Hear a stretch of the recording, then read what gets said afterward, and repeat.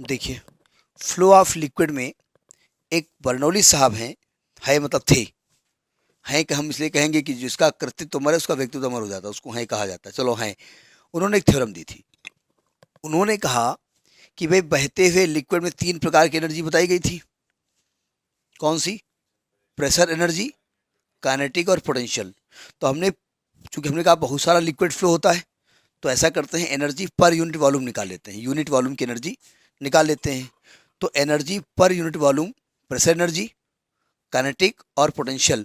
तो उन्होंने कहा किसी भी पाइप में अगर कोई लिक्विड, कैसा आइडियल लिक्विड फ्लो हो रहा है, तो पाइप के हर एक पॉइंट पर टोटल एनर्जी फिक्स होती है। मतलब pressure energy, kinetic plus potential एक पॉइंट पे और दूसरे पॉइंट पे सेम रहती है। ये प्रूफ करना है आपको। तो लिखिए, when ideal liquid flows in streamline motion, या अकॉर्डिंग टू बर्नौली थ्योरम, ये सब ड्रामा लिख दो। When ideal liquid flows in a streamlined motion, in streamlined motion from one place to, from one place to another, from one place to another, then at every point of its path, at every point of its path, the total energy per unit volume, the total energy per unit volume, that is pressure energy, that is मतलब कौन कौन सी energy होती है? Pressure energy, kinetic energy and potential energy remains constant, remains constant. ये constant रहती है, ठीक है। यानी कि आपको प्रूफ जो करना है वो pressure energy P plus half rho V square plus rho G H is equal to constant, ये प्रूफ करना है। सावधान, ध्यान से समझिएगा। हम यहाँ पर एक पाइप बनाएंगे। भाई स्ट्रीमलाइन मोशन तो कहीं भी हो सकता है, किसी नदी में भी हो सकता है, लेकिन हम एक पाइप बनाएंगे और पाइप में हम स्ट्रीमलाइन मोशन की बात करेंगे। इसको रब कर दें, इतना स्टेटमेंट नहीं, इतनी जगह बच जाएगी हमारे पास क्योंकि थ्योरम थोड़ा लंबी है। देखिए सावधान, हमने कहा ये एक पाइप है, ये एक पाइप है एक्स वाई, ठीक है। अब चूंकि नॉन यूनिफॉर्म लेनी पड़ेगी ना, अगर नॉन यूनिफॉर्म नहीं लोगे तो वेलोसिटी कैसे चेंज करोगे, ठीक है। और इस पर एक लिक्विड फ्लो हो रहा है स्ट्रीमलाइन मोशन में। स्ट्रीमलाइन मोशन का मतलब क्या होता है?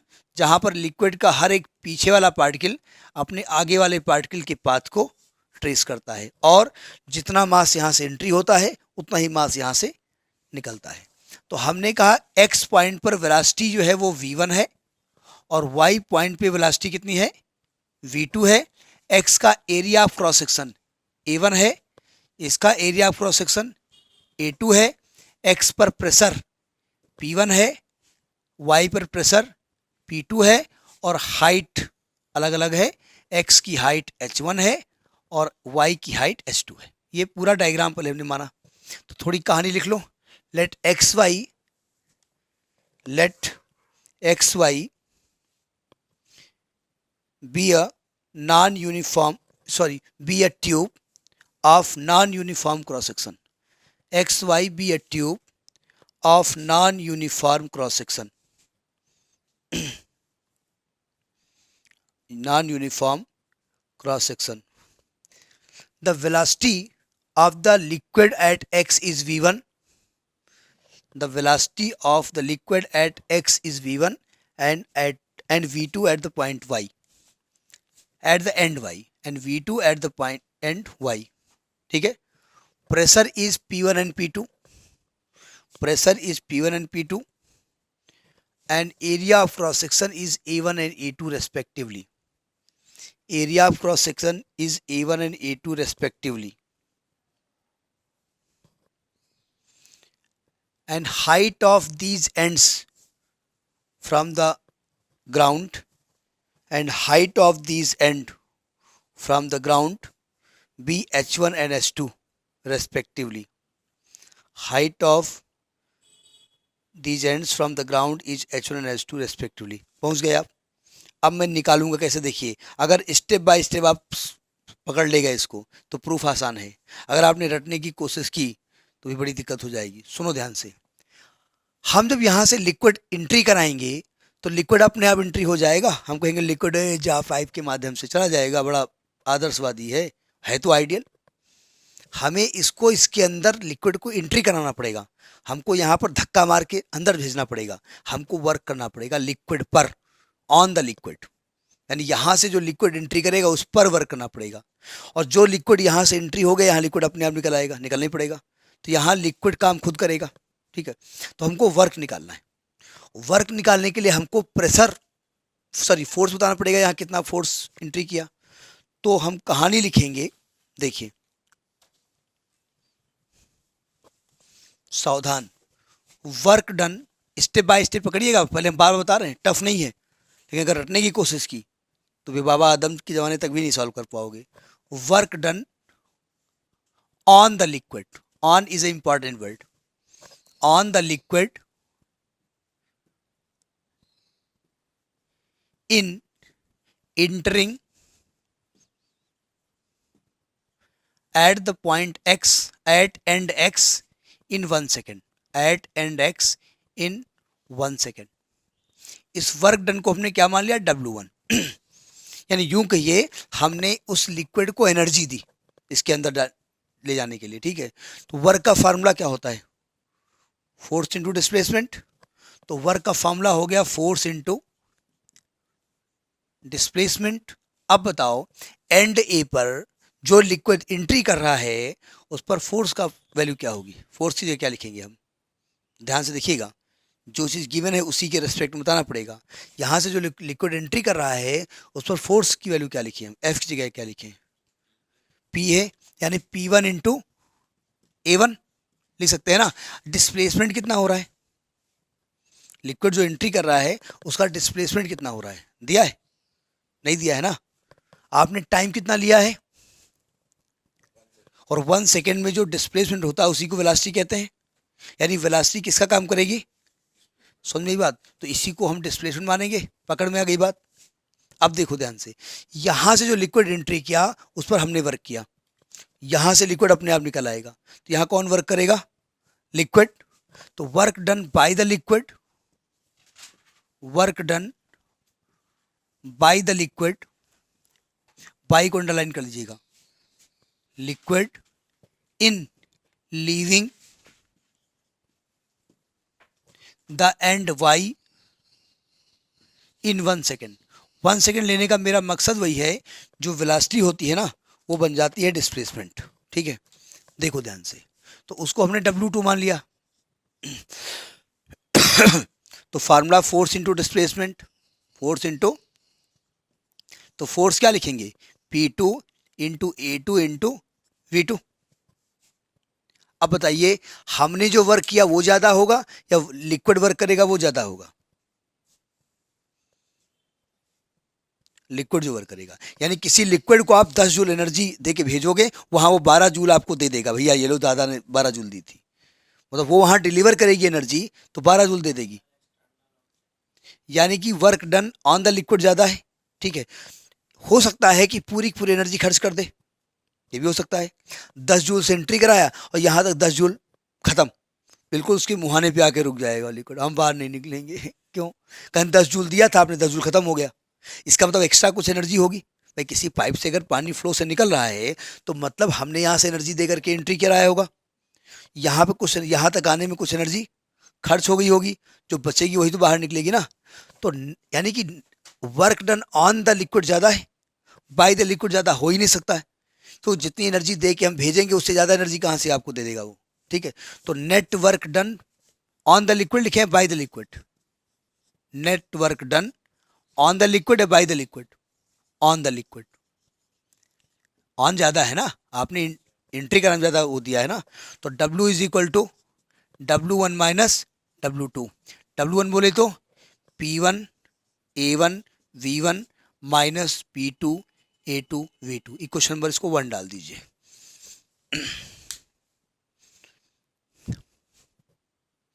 आप देखिए, प्रिंसिपल ऑफ कंटिन्यूटी ये कहता है कि A1 V1 is equal to A2 ये बताया जा चुका है आपको। By principle of continuity, by principle of continuity, continuity क्या कहता है वो, A1 V1 is equal to A2 V2। ये कौन सी क्वांटिटी है, इस क्वांटिटी को पहचानते हैं आप, ये कौन सी क्वांटिटी है, इस क्वांटिटी को क्या कहते हैं, बताया गया था आपको, इसको स्ट्रीमलाइन क्वांटिटी कहते हैं। ये स्ट्रीमलाइन क्वांटिटी होती है, स्ट्रीमलाइन एक प्रकार के मोशन का नाम है। ये वॉल्यूम है, हमने बताया था किसी पाइप से अगर लिक्विड निकलता है, अगर उस पाइप का area of cross section A1 है और V1 वेलोसिटी से निकलता है, तो 1 सेकेंड में कितना वॉल्यूम होगा, इक्वल होगा, सॉरी A इंटू वी होगा। वॉल्यूम यहाँ तो दिया नहीं गया है, volume is equal to mass per density होता है, तो यानी इसको हम m/ρ कह सकते हैं, क्योंकि स्ट्रीम लाइन की वजह से दोनों ही केसेस में मास सेम होगा और डेंसिटी ऑलरेडी सेम है। तो यानी कि A1 V1 और A2 V2 दोनों जगह क्या ले सकते हैं, m/ρ ले सकते हैं, रख दो उठा करके। तो using this in equation number 1, नोट कर लिया ना इसको, using this in equation 1, using this in equation 1, तो क्या आ जाएगा, W is equal to P1 minus P2 into m/ρ। ये इक्वेशन नंबर 2 हो गया, ये नेटवर्क है। यहां तक बात समझ में आ गई। अगर मैं कहूं कि ये प्रूफ करिए तो प्रूफ कर लेंगे, ये यहां तक बात समझनी है। इसको हम फिलहाल कहीं और लिखे दे रहे हैं, इक्वेशन को इस्तेमाल करना पड़ेगा। तो ये तो आप प्रूफ कर ले गए कि यहां से यहां तक आने में लिक्विड को कितना नेटवर्क दिया गया, नेटवर्क कितना किया गया, ठीक है। अच्छा, अब जो लिक्विड यहाँ एंट्री कर रहा है उसकी काइनेटिक एनर्जी निकालते हैं। Kinetic energy of liquid, kinetic energy of liquid entering the end x, इसको K1 मान लेते हैं। क्या फॉर्मूला होता है, half m V1 square. m को इंट्रोड्यूस कर चुके हैं आप, आपने जो 1 सेकेंड में लिक्विड एंट्री हो रहा है उसको आप m मान चुके हैं, ठीक है। Kinetic energy of liquid leaving and y, इसको K2 मान लेते हैं, half m into V2 square. अब बताइए, यहां से जो लिक्विड एंट्री कर रहा है जरा गला बैठा हुआ है तो आवाज़ थोड़ी दब रही है। यहां से जो लिक्विड एंट्री कर रहा है और यहां निकल रहा है, तो काइनेटिक एनर्जी बढ़ रही है घट रही है, काइनेटिक बढ़ रही है या घट रही है,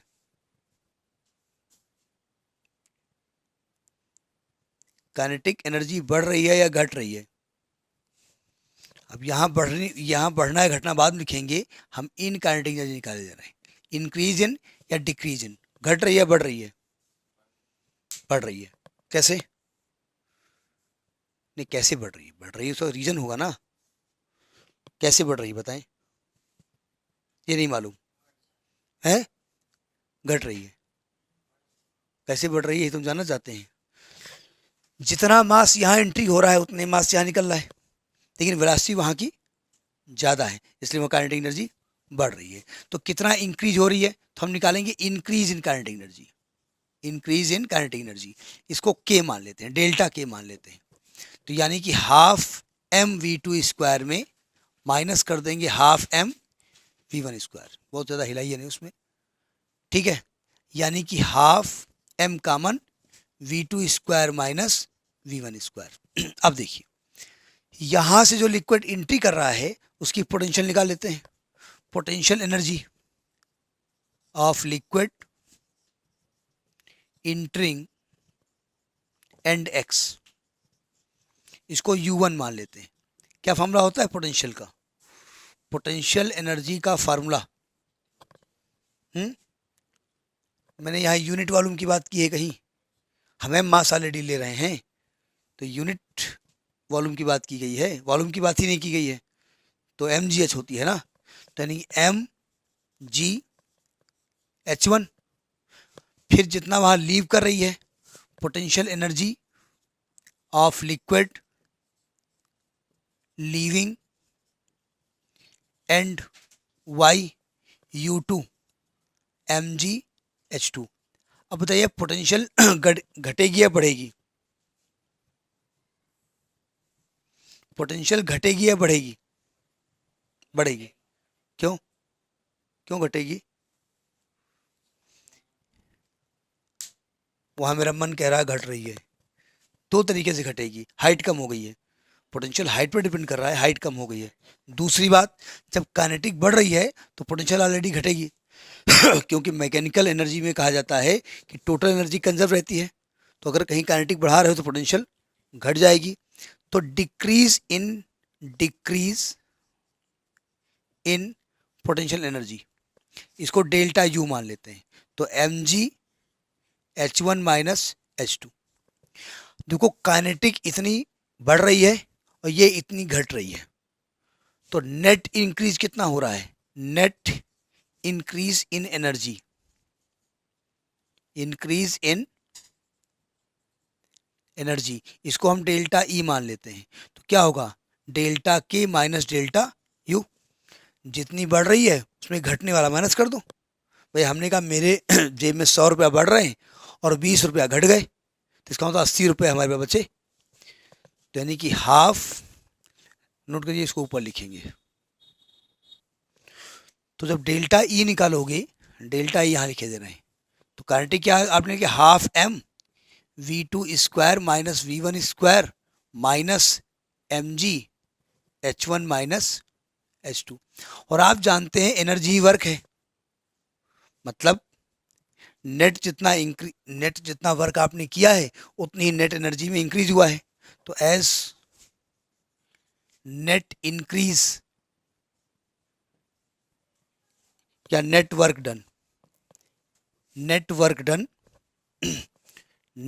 done is equal to net increase in energy, increase in energy. बस वर्क वाला निकाल चुके हैं आप। P1 minus P2 M upon rho, energy क्या लिखी है आपने? Half M V2 square minus V1 square minus MgH1 minus H2। अब ब्रैकेट खोल दो, 1 वाले एक तरफ ले आओ, 2 वाले एक तरफ करो। कुछ कैंसिल हो रहा है? कुछ कैंसिल हो रहा है? उनको क्यों देख रहे हो? मैथ तो तुम भी तो 90% वाले हो। कुछ कैंसिल हो रहा है इसमें? M कैंसिल हो रहा नहीं हो रहा है? M कैंसिल हो जाएगा और रो को उधर ले जाओ, तो आएगा P1 minus P2 is equal to half rho V2 square minus half rho V1 square minus rho G H1 plus rho G H2। 1 वाले सब एक तरफ ले आओ, तो इधर P1 plus half rho V1 square plus rho G H1 is equal to P2 plus half rho V2 square plus rho G H2। ये क्या है? प्रेशर एनर्जी एट x है, काइनेटिक एट x है, पोटेंशियल एट x है। Pressure at y है, kinetic at y है, potential at y है, और दोनों कैसी हैं? इक्वल है। इसका मतलब x पे जो टोटल एनर्जी है वही y पर है, यानी कि ये हो जाएगा P plus half rho V square plus rho G H is equal to constant. Note करिए इसको, ये गंदी राइटिंग में लिखा है कांस्टेंट, इसलिए हमने बोल भी दिया था कांस्टेंट है। ठीक है, नोट करिए। अब यहाँ पर बर्नौलीज के कुछ स्पेशल केसेस हैं, उन्हें समझ लीजिएगा। Special cases, special cases. Case number 1, ये जो पाइप आप ले रहे थे उसकी हाइट अलग अलग कर रहे थे ना। हो सकता है कि ये पाइप हॉरिजॉन्टल हो, नहीं हो सकता है। If pipe is horizontal, if pipe is horizontal, यानी इसकी हाइट दोनों जगह कैसी है? हॉरिजॉन्टल, यानी कि H1 is equal to H2 है। ठीक है, तो by Bernoulli's theorem, by Bernoulli's theorem क्या हो जाएगी? P1 plus half rho V1 square plus rho G H1 is equal to P2 plus half rho V2 square plus rho G, ये भी H1 हो जाएगा। H2 क्या लिख देंगे हम, H1 तो ये दोनों कैसे हो जाएंगे, कैंसिल, यानी कि क्या हो जाएगा, P1 plus half rho V1 square is equal to P2 plus half rho V2 square, यानी कि आपने क्या प्रूफ कर दिया, P plus half rho V square is equal to constant, ये प्रूफ हो गया। ठीक है, पहुंचिए यहाँ तक। इसका पहले मतलब समझ लीजिएगा, जब ये चीज़ कांस्टेंट है, इधर देखिए, तो जहाँ P बढ़ेगा वहाँ V कम हो जाएगा, जहाँ V बढ़ेगा वहाँ P कम हो जाएगा। इसके कुछ प्रैक्टिकल एक्सपीरियंसेस हैं, एप्लीकेशंस हैं। कैसे, आंधी जब आती है तो देखा होगा टीन सेट उड़ जाती है, क्यों, ये टीन पड़ी हुई है, टीन के ऊपर बहुत तेज हवा चल रही है, यानी वेलोसिटी ऑफ लिक्विड बहुत तेज है, तो यहाँ प्रेशर कैसा है, जहाँ वेलोसिटी ज़्यादा है वहाँ प्रेशर कैसा है, कम है, और नीचे प्रेशर ज़्यादा है, तो ज़्यादा प्रेशर क्या करेगा, उसको ऐसे ऊपर उखाड़ देता है। ठीक, जैसे ट्रेन है, ट्रेन बहुत तेज चल रही है, तो जहाँ ट्रेन चल रही है तो वहाँ प्रेशर कम है, वेलोसिटी ज़्यादा है, आसपास प्रेशर ज़्यादा है, तो जो धूल के कण होते हैं या जो पत्ते उत्ते होते हैं, गंदगी, वो ट्रेन के अंदर जाती है। तो मान लिया कोई गलती से, मान लिया वो कोई आ गया उसके दायरे में, ट्रेन से फांद गया, तो ट्रेन से चाहे इतनी तेज़ी से फांदोगे, अल्टीमेटली आप घुसोगे कहाँ, ट्रेन के अंदर ही घुसोगे। क्यों, आप तो हवा में है ना जब फांदे हो, और प्रेशर बाहर कैसा है, ज़्यादा, और अंदर प्रेशर कैसा है, तो कम प्रेशर तरफ आप अंदर घुस जाओगे, इसलिए ट्रेन के अंदर घुस जाते लोग। ठीक है, तो ये फंडा है, एक बार क्वेश्चन पूछा गया था। अब चूंकि सीबीएसई डायरेक्ट बात नहीं करती, उन्होंने कहा कि जब ट्रेन जा रही होती है किसी प्लेटफॉर्म पर से, तो प्लेटफॉर्म के नज़दीक किसी व्यक्ति को खड़े होने से मना किया जाता है। क्यों, मतलब प्लेटफॉर्म में किनारे, क्योंकि ट्रेन गुजर रही होती है, तो वहाँ वेलोसिटी ज़्यादा है एयर की, तो वहाँ प्रेशर कम है, और आप जहाँ खड़े वहाँ प्रेशर ज़्यादा है, आप नज़दीक खड़े हैं और वहाँ प्रेशर है कम, तो आपको वो खींच भी सकती है। ठीक है, तो ये फंडे हैं। एक और केस है, एक नोट नंबर 2 लिखिएगा। देखिए, स्पेशल केस दूसरा है बाय बर्नौलीज थ्योरम।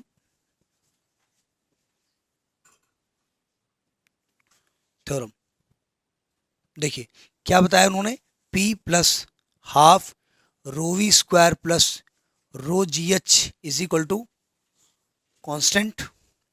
इसको दोनों तरफ रो जी से डिवाइड कर दो, dividing both the side by rho G, dividing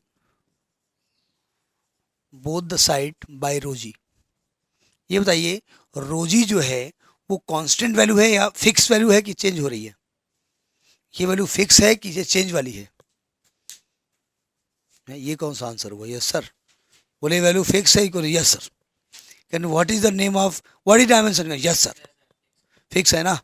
तो यहाँ क्या आएगा, P अपान रो जी आएगा, यहाँ रोजिस करोगे तो V स्क्वायर पान जी आएगा 2G, और यहाँ करोगे तो H आएगा, यहाँ तो कांस्टेंट ही रहेगा ना, constant divided by constant, again constant. इसको कहते हैं प्रेशर हेड, इसको कहते हैं वेलोसिटी हेड, इसको कहते हैं ग्रेविटेशन हेड। हैं नहीं, कांस्टेंट जीरो होती है वैल्यू, जो वैल्यू कांस्टेंट हो जीरो है वो फिक्स वैल्यू है, वो 50 भी हो सकती है, 70 भी हो सकती है। ठीक है, तो यहाँ पर जो P अपान रो जी है उसको हम क्या कहते हैं, उसको प्रेशर हेड कहते हैं, प्रेशर हेड। जो V स्क्वायर अपान 2G है इसको वेलोसिटी हेड कहते हैं, वेलोसिटी हेड कहते हैं, और जो H है उसको हम ग्रेविटेशनल हेड कहते हैं, ग्रेविटेशनल हेड कहते हैं। तो आपसे कभी कभी वो प्रूव करा सकते हैं कि prove that when ideal liquid flows in the streamline motion then the sum of all the heads is constant. ठीक है, अब अगर ये प्रूफ 1 नंबर का आ गया, 2 नंबर का आ गया, तो आप बर्नौली थ्योरम को डायरेक्ट लिख दो, वी नो दैट ऐसा होता है, और ये प्रूफ कर दो। अगर ज़्यादा नंबर का आएगा तो पहले आपको बर्नौली थ्योरम प्रूफ करनी पड़ेगी, और प्रूफ करने के बाद यहाँ पहुँचेंगे। ठीक, पहुँचे यहाँ पर, इसको जो आपने लिखा P plus half rho V square constant, आपके ने क्या कहा, जहाँ V ज़्यादा वहाँ P कम हो जाएगा। ठीक है, इसका एक एग्जाम्पल तो हो गया रूफ वाला, तीन शेड वाला, एक एग्जाम्पल हो गया आपका ट्रेन वाला। जैसे एक है ping pong ball, ping pong ball placed on water fountain, water fountain, जानते हो क्या हम बता रहे हैं? इंग्लिश में बोल रहे हैं, थोड़ा सा टफ है इंग्लिश, ये मालूम है ना क्या बोल रहे हैं? क्या है ये पिंग पोंग क्या होता है? नहीं मालूम ना। अब देखिए वाटर फाउंटेन जानते हो ना, कौन सा फाउंटेन? ऊपर से गिरता है उसके बारे में ही बात हो रही है। अब देखो जैसे कहीं पानी का झरना है, ठीक है, जैसे पानी का झरना है, एक हल्की सी बॉल ले लीजिए, हल्की सी बॉल, छोटी सी, ठीक है, जो 1 रुपए वाली प्लास्टिक, क्रिकेट से खेलते हैं, मारते हैं छक्का, पहुंच जाता 1 रन, आधा रन, क्योंकि तेज मारा, हवा चल गई, वहीं गिर गई जाकर के, ठीक है।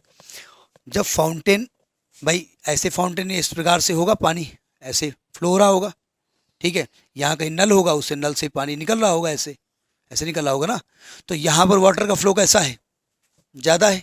यहाँ प्रेशर, अगल बगल प्रेशर, तो यहाँ पर अगर कोई इस पर धीरे से एक बॉल फिट कर दी जाए, इस पर रख दी जाए, इस फाउंटेन पे ऐसे रख दीजिए, ठीक है, तो यहीं पर बॉल नाचा करेगी, बाहर नहीं गिर सकती। क्यों? यहाँ प्रेशर कैसा है? कम है। अब अगर बाहर जाएगी तो बाहर की हवा का प्रेशर कैसा है? तो उसको धक्का मार रही है ना। अब बहुत तेज हवा चलाओगे तो गिरी जाएगी ना। अब देखो, तब तुम फूके दे रहे हो तब तो ज़्यादा हो जाएगा ना। प्रेशर नॉर्मल जो है कंडीशन की हम बात कर रहे हैं, ठीक है। तो ये बात हो गई। जैसे हम इसी में बता दे रहे हैं एप्लीकेशन, जैसे आपने देखा होगा जो स्पिनर होते हैं, बॉल को स्विंग कराते हैं, स्पिन करा देते हैं, क्या करते हैं वो? बॉल को घुमा देते हैं वो, और घूमती हुई बॉल ऐसे टर्न हो जाती है, ठीक है। हम स्पिन नहीं करा सकते, ठीक है, और वो बता नहीं सकते कि क्यों ऐसा हो रहा है। ऐसा होता है वो मालूम है, पढ़े लिखे भी होते हैं, बता भी सकते हैं। उसको कहते हैं मैग्नस इफेक्ट। क्या कहते हैं? Magnus effect. खिलाड़ी द्वारा बॉल को स्पिन कराना। होता क्या है जरा समझिएगा। जब बॉल चलेगी तो अल्टीमेटली आप जानते हैं कि बॉल जब आगे जाएगी तो आगे की हवा पीछे आएगी। भाई आप जहाँ बैठे हुए हैं वहाँ पर आपने हवा को डिस्प्लेस कर रखा है। अगर आप अपनी जगह को चेंज कर दीजिए तो क्या होगा? जहाँ खड़े होगे वहाँ की हवा क्या होगी? पीछे चली जाएगी और आप आगे आ गए। तो देखो बॉल को खिलाड़ी क्या करता है? ऐसे घुमा देता है, ऐसे ऐसे बॉल को घुमाता है ऐसे, ठीक है। अब देखो होता क्या है, ऊपर की बॉल यू वेलोसिटी से आगे ऐसे जाती है और नीचे वाला पोर्शन ऐसे जाता है। बॉल लगातार आगे बढ़ रही है, ठीक है। अब जब ये यहाँ पर थी तो यहाँ की हवा को उसने क्या किया था? हटा दिया था। जब बॉल यहाँ आएगी तो यहाँ की हवा पीछे आएगी ना। तो यानी कि हवा कैसे आएगी? ऊपर की हवा ऐसे आएगी, नीचे की हवा ऐसे आएगी। मान लिया हवा किस वेलोसिटी से आ रही है? वी वेलोसिटी से। अब बताओ नीचे नेट वेलोसिटी कितनी है? यू प्लस वी, और नीचे की ऊपर क्या है? U minus V. यहाँ वेलोसिटी की डायरेक्शन अपोजिट है ना। तो नीचे वेलोसिटी कैसी? ज़्यादा है, ऊपर वेलोसिटी। जहाँ वेलोसिटी ज़्यादा है वहाँ प्रेशर कैसा होता है? यानी नीचे हो गया प्रेशर कम, ऊपर हो गया प्रेशर ज़्यादा, तो बॉल क्या करेगी? कम प्रेशर की ओर ऐसे टर्न हो जाती है। वो अपने आप होती है, खिलाड़ी केवल उसको टर्न करता है। वो बड़े स्पिनर, स्पिनर नहीं है वो, स्पिनर तो है, वो स्पिन करता है। बॉल अपने आप टर्न होती है। वो कहाँ से टर्न होगी उसको नहीं मालूम। अब चूंकि प्रेशर भाई बहुत ज़्यादा वेलोसिटी देते हैं ना वो लोग, तो इस वेलोसिटी की वैल्यू भी बहुत ज़्यादा होती है, ठीक है। तो ये कुछ एप्लीकेशंस हैं, इसके बारे में हमने बात कर ली, बात नहीं करेंगे, थोड़ा बुक से देख लीजिएगा, ठीक। Thank you.